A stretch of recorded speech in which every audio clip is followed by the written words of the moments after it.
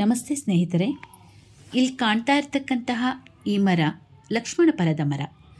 ಈ ಮರವನ್ನು ನಮ್ಮ ತೋಟದಲ್ಲಿ ಹಾಕಿ 3 ವರ್ಷ ಆಯಿತು. ಈಗ ಫಲ ಬಿಡೋದಕ್ಕೆ ಪ್ರಾರಂಭ ಆಗ್ತಾ ಇದೆ. ಚಿತ್ರದಲ್ಲಿ ಕಾಣ್ತಾ ಇರ್ತಕ್ಕಂತಹ ಈ ಹಣ್ಣು ಒಂದು ಪಕ್ಷಿಯನ್ನು ಹೋಲೋದನ್ನು ನೀವು ನೋಡ್ತಾ ಇರಬಹುದು. ಈ ಲಕ್ಷ್ಮಣ ಫಲವು ಪ್ರಕೃತಿಯು ಮನುಷ್ಯನಿಗೆ ನೀಡಿರುವ ಅದ್ಭುತಗಳಲ್ಲಿ ಒಂದು ಅಂತ ಹೇಳಬಹುದು.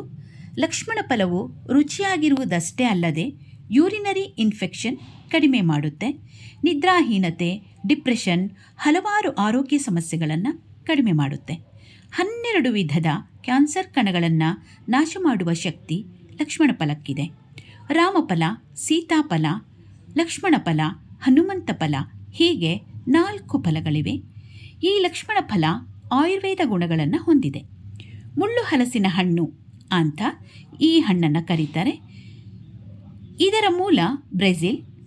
ಈ ಮರ 6 ಮೀಟರ್ನಷ್ಟು ಎತ್ತರಕ್ಕೆ ಬೆಳೆದಿದೆ.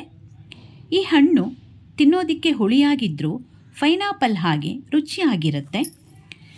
ಸ್ತನ ಕ್ಯಾನ್ಸರ್ಗೆ ಇದರ ಎಲೆಗಳು ಬಹಳ ಉಪಯುಕ್ತವಾಗಿದೆ. ಕೀಲು ನೋವು, ಮೂಳೆ ಸಂಬಂಧಿ ರೋಗಗಳಿಗೆ ಇದು ರಾಮಬಾಣವಾಗಿದೆ. ಈ ಹಣ್ಣು ಹೆಚ್ಚಿದಾಗ ಈ ರೀತಿಯಾಗಿ ನಾವು ನೋಡಬಹುದಾಗಿದೆ.